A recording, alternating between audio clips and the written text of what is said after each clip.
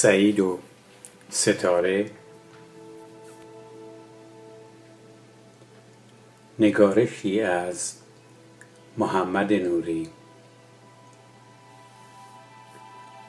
وقتی با اون چهره رنگ پریده و موهای ژولیده از پشت پنجره رستوران دیدمش، میدونستم که باید اتفاق بدی افتاده باشه، ولی نه اونقدر که بعدها فهمیدم. من سعید و ستاره رو از زمانهای بچگیام میشناختم، به خصوص ستاره رو. آرزوی هر کسی بود که با خانواده او رفت آمد داشته باشه.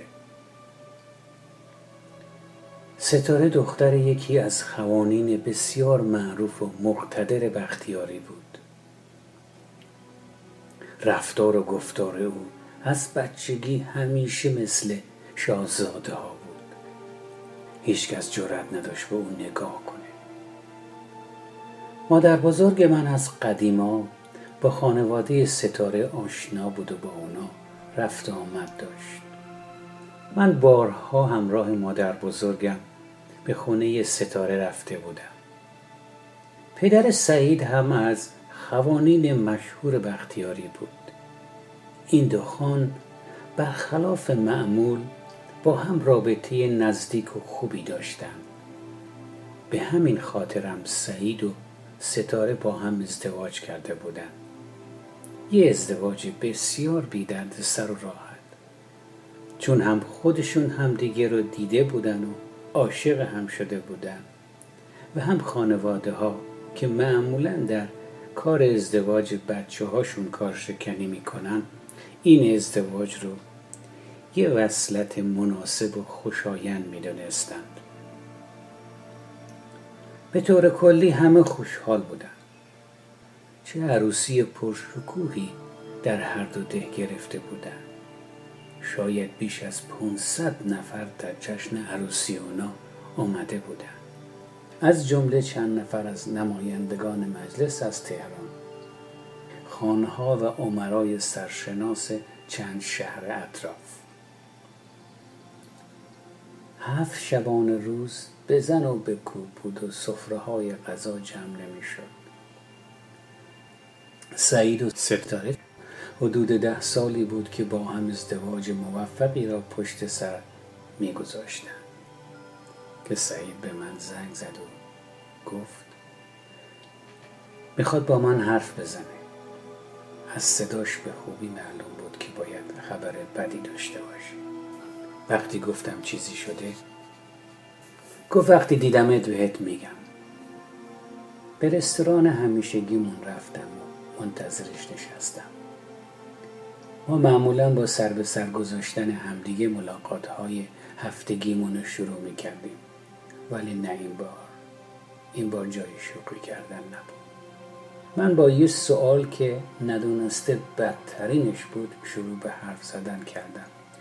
به خیال اون که اون سر حال بیارم گفتم ستاره چطوره؟ خیلی وقت ندیدمش. از دیدن چهره قرمز و اشک‌های روی گونه‌اش فهمیدم که چه اشتباهی کردم. سرمو پایین انداختم و گفتم برای ستاره خدای نکرده اتفاقی افتاده؟ نفس عمیقی کشید و چیزی نگفت. اونقدر این پا اون پا کرد که حوصلم سر رفت. بالاخره سکوتم رو شکستم و گفتم بالاخره حرف میزنی یا نه؟ منو برای چی اینجا آوردی اگر نمیخوای حرف بزنی؟ آه عمیقی کشید و گفت کاش میمردم و این روزو نمیدیدم و باز سکوت کرد. گفتم تو که جون منو بالا آوردی پسر، بگو ببینم چی شده؟ با صدایی که به سختی شنیده میشد گفت ستاره به هم خیانت کرده. دور از چشم من مدتیست با یه مرد رو هم ریخته و رفت آمد میکنه. شونه هاش چنان به لرزه افتاده بود که مجبور شدم بلند شم و بغلش کنم و سعی کنم که آرومش کنم. تازه وقتی نشستم متوجه شدم که چی گفته. حال من اگه از اون بدتر نبود بهتر از اونم نبود. تو گوشم صداش مرتب تکرار شد. ستاره به هم خیانت کرده. دور از چشم من مدتی است که با یه مرد رو هم ریخته و رفت آمد میکنه. به خودم میگفتم مگه میشه چنان چیزی اتفاق افتاده باشه؟ حرفایی رو که شنیده بودم نمیتونستم باور کنم. به سعید گفتم میدونی چی میگی پسر؟ مگه زده به سرت؟ این مزخرفات چیه که میگی؟ بگو ببینم چی شده؟ گفت تو خوب منو میشناسی. من آدم فضولی نیستم و هیچ وقت کاری به کار دیگران ندارم و به همه اعتماد دارم. چند روز پیش خواستم به یکی از دوستام تلفن کنم. چون تلفنم باتریش تموم شده بود، تلفن ستاره را از روی میز آشپزخونه برداشتم که به دوستم زنگ بزنم که چشمم به پیامی افتاد که نوشته بود: ستاره جون پس کی میای؟ من دارم از تنهایی دیوونه میشم. و اون نوشته بود: در اولین فرصت عزیزم میام پیشه. کمی صبور باش، همه چی به زودی درست میشه، بهت قول میدم. دیگه نفهمیدم چی شد. دنیا دور سرم میچرخید. مثل یه مجسمه سر جام خوش شده بودم که صدای ستاره که با خودش زیر دوش حرف میزد و شنیدم که میگفت همه چی عزیزم به زودی درست میشه، کمی طاقت داشته باش. دیگه طاقت نیاوردم. اگه تو خونه میموندم یا باید خودم رو میکشتم یا اونو. از خونه بیرون رفتم، یه سره رفتم شمالو. خودم رو برای 1 هفته تو ویلام زندونی کردم. قبل از رفتنم یه یادداشت برای ستاره نوشتم و روی میز توالتش گذاشتم. نوشتم یه مشکل اداری پیش اومده و من باید برای مدت نامعلومی به اهواز برم. هر وقت فرصت کردم بهت زنگ میزنم. حالا دیگه هیچی برام مهم نبود که ستاره باور بکنه یا نکنه. بعد از کمی سکوت گفت: دلم میخواد خودمو بکشم که از همه چی راحت بشم. اصلا برای چی دیگه زندگی میکنم؟ برای کی؟ گفتم آره، فکر خیلی خوبی. این بهترین راه حله، مخصوصا که من بعداً بیام سر قبر تو بهت بگم که چه اشتباه احمقانه‌ای کردی. ستاره از اشک چشمتم پاکتره. آخه مرد حسابی خودکشیم شد راه حل. فرار کردن از مشکل برای کی راه حل مشکل بوده که برای تو باشه؟ اصلا بگو ببینم تو چطوری با دیدن یه پیام که هیچ چی رو به ما نمیگه به این نتیجه رسیدی که ستاره عاشق شده، تو رو ول کرده و به تو خیانت کرده و تو هم مثل بیشتر مردم با دیدن یا شنیدن یه چیزی که به عقلشون جور در نمیاد فوری قضاوت میکنن، طرف رو مقصر میکنن، تصمیم به مجازاتش میگیرن. حالا یا طرف رو مجازات میکنن یا مثل تو خودشونا. گفت میگی چی؟ باید تو رخت خواب بگیرمشون که باورم بشه؟ نمیدونستم چی باید بهش بگم، از کجا شروع کنم. هر چی فکر میکردم میدیدم با آشنایی که با ستاره و خانواده او دارم حرفایی که سعید میزنه به عقل من جور در نمیاد. گفتم خب بگو ببینم، به جز یه پیام بی سر و ته دیگه چی میدونی؟ گفت وقتی ستاره فکر میکرد که من رفتم اهواز، من روزا دورور خونمون میپلکیدم و سعی میکردم که دورا دور مواظبش باشم. میدیدم که تقریبا هر روز از خونه با یه ساک بیرون میره. 1-2 بار دنبالش کردم ولی نیمه راه پشیمون شدم. پرسیدم چرا؟ گفت به 2 دلیل. دلیل اول این که نمیخواستم یه دفعه منو توی آینه ماشینش ببینه و بدونه که من بهش دروغ گفتم و نرفتم اهواز. دلیل دوم این که جرأت روبرو شدن با حقیقت رو تو خودم نمیدیدم. گاهی احمقانه از خودم میپرسیدم اگه اشتباه کرده باشم چی؟ شب و روز با خودم در جنگ بودم. حال حوصله کار کردن نداشتم. وقتی بعد از 10 روز برگشتم خونه خودم رو خسته نشون دادم. اونم هیچ سوال و جوابی از من نمیکرد و با مهربونی با من حرف میزد و با سوالهایی که مثل کجا بودی و چرا بی خبر رفتی، چی شده، مزاحم من هم نمیشد. شبها وقتی خودم رو به خواب میزدم میدیدم که او چشم به سقف دوخته و به فکر رفته و گاهی هم آه بلندی میکشید که دلم میخواست گلوش رو با دستام اونقدر فشار بدم که خفه بشه، چون احساس میکردم که اون بغل من توی رخت خواب من خوابیده ولی به فکر یکی دیگه است.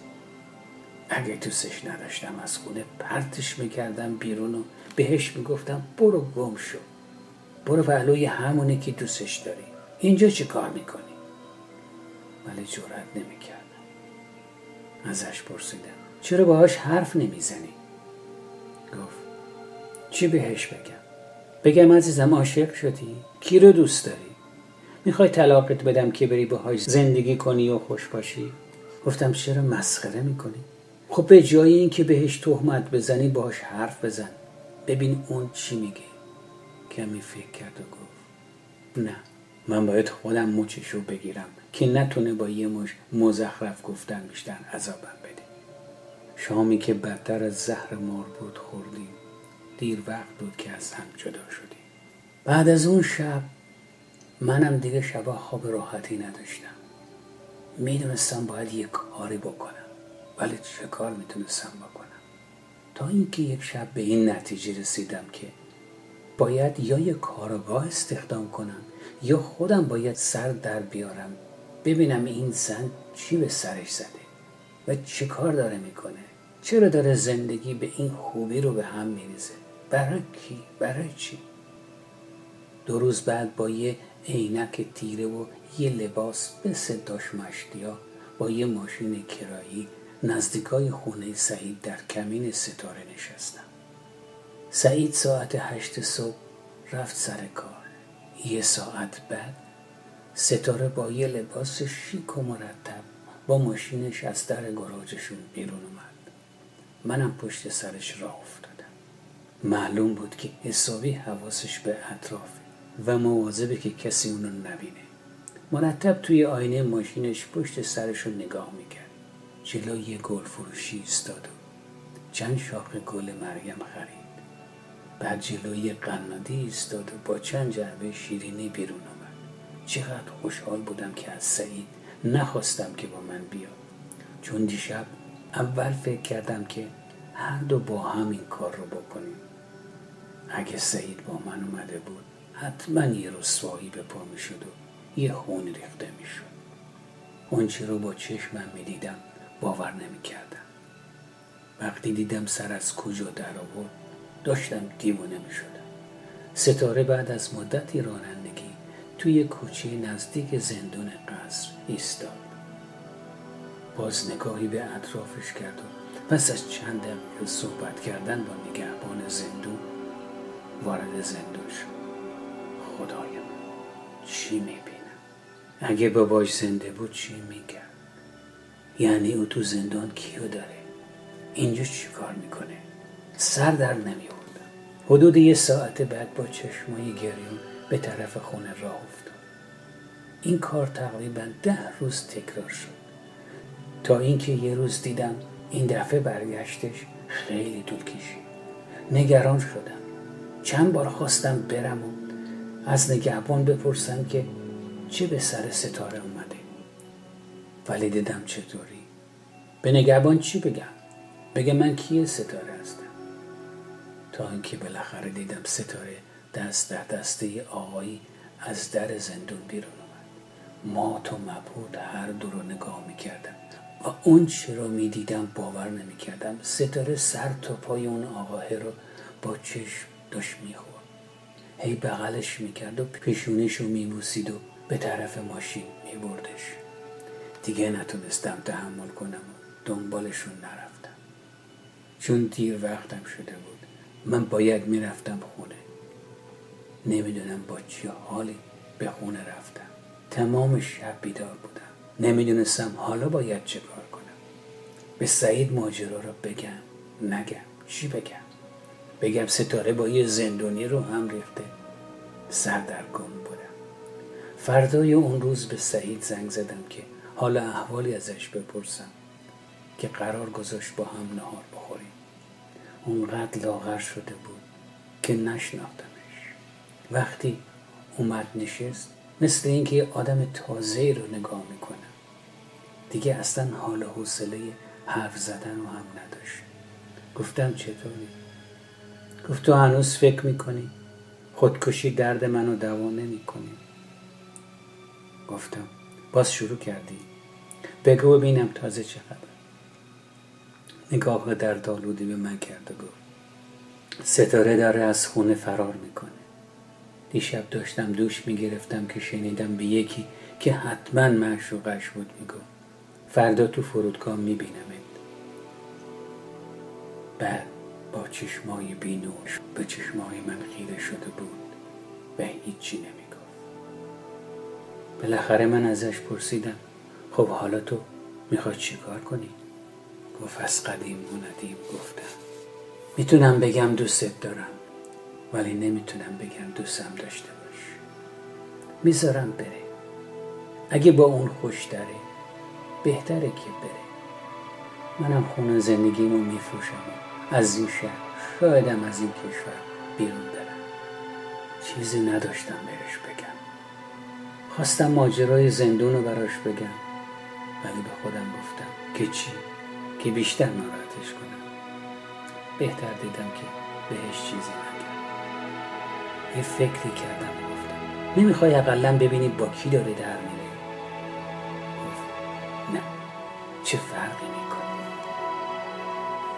ولی من اونقدر باهاش حرف زدم تا بالاخره راضیش کردم که هر دو تعقیبشون کنیم ببینیم با کی و با کجا داره میره. قبول کرد. اون شبم شبی بود. صبح زود سعید از خونه بیرون اومد و 2 تا کوچه بالاتر از خونهشون پارک کرد و اومد پیش من توی ماشین نشست. هر دو ساکت بودیم و منتظر که ستاره رو دیدیم که با سرعت از توی کوچه بیرون اومد به طرف فرودگاه راه افتاد. ما هم با فاصله مناسبی اونو تعقیب میکردیم. ستاره توی پارکینگ فرودگاه پارک کرد و رفت تو.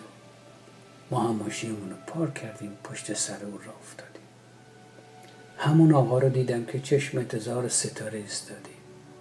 ستاره تا اونو دید به طرفش دوید و بغلش کرد و شروع به بوسیدن دست و صورتش کرد و اونو سخت بغل گرفت و در کنار اون نشست. من برای اولین بار اونو از فاصله نزدیک می دیدم. مردی بود بسیار خوش قیافه و قد بلند، به خصوص با لباسی که اون روز پوشیده بود. مردی بسیار آراسته به نظرم اومد. به هر دلیلی بود بسیار نگران و مضطرب بود و دائم به اطرافش و به ساعتش نگاه میکرد. به خوبی معلوم بود که ستاره سعی میکرد اونو آروم کنه تا اینکه از بلندگوی فرودگاه شنیدیم که میگفت مسافران عزیز به مقصد آلمان لطفاً برای سوار شدن به هواپیما به سالن شماره 5 مراجعه کنند. ستاره و اون آقا مثل تیری که از تفنگ خارج بشه از جای خودشون بلند شدن که به طرف سالن برن که من یه دفعه دیدم سعید مثل دونده های 100 متر با چنان سرعتی به طرف اونا رفت که برای من باور کردنی نبود. منم خودم رو به اونا رسوندم. سعید ستاره رو 2 دستی گرفته بود و تکون میداد و فریاد میکشید من به تو چه بدی کردم که بدون خدا حافظی داری منو ترک میکنی؟ من ارزش یه خدا نگهدار گفتن رو هم نداشتم. ستاره که مثل بید میلرزید به گریه افتاد و گفت عزیزم خدا حافظی برای چی؟ سعید که حسابی کنترلش رو از دست داده بود گفت خدا حافظی برای چی؟ داری با این مردکه در میری، با پررویی میگی خداحافظی برای چی؟ ستاره تمام صورتش پر از اشک شده بود. سرشو پایین انداخت و گفت عزیزم من جایی نمیرم. برادرمو دارم از کشور خارج میکنم که اعدامش نکنم. و با حولی که به او داد گفت برو عزیزم و بغلش کرد و صورتشو برای آخرین بار بوسید و گفت بیچاره مادرم، شاید هرگز نتونه دیگه تو رو ببینه. و چنان زاری زد که من مجبور شدم اونو بغل کنم و آرومش کنم. سعید جرأت حرف زدن نداشت، فقط سرش رو پایین انداخته بود و با شرم به ستاره نگاه میکرد.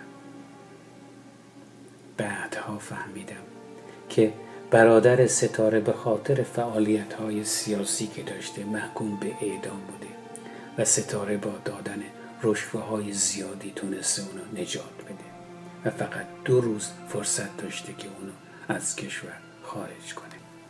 بارها این ضرب المثل رو شنیده بودم که فلانی از خجالت آب شد، ولی تا اون روز نمیدونستم یعنی چی.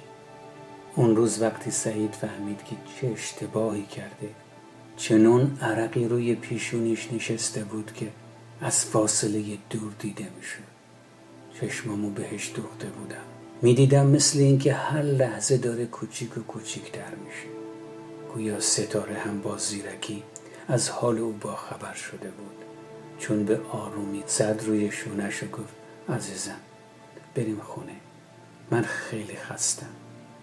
این چند روز اخیر خیلی برام سخت بوده. سعید هیچی نمیگفت. حتی وقتی من خداحافظی کردم به من جواب نداد. همونطور سرش پایین بود. بهتر دیدم که اونا رو تنها بذارم و به خونه برم. بعدها سعید به من گفت که ستاره با بزرگواری اونو بخشیده و زندگی اونا به حالت طبیعی برگشته، ولی اون تا آخر عمر از این کارش شرمنده خواهد بود. این سوال بی جواب مدت هاست که فکر من و سعیدو به خودش مشغول کرده که چطور ما تا حالا هرگز این مرد رو تو خانواده ستاره ندیده بودیم.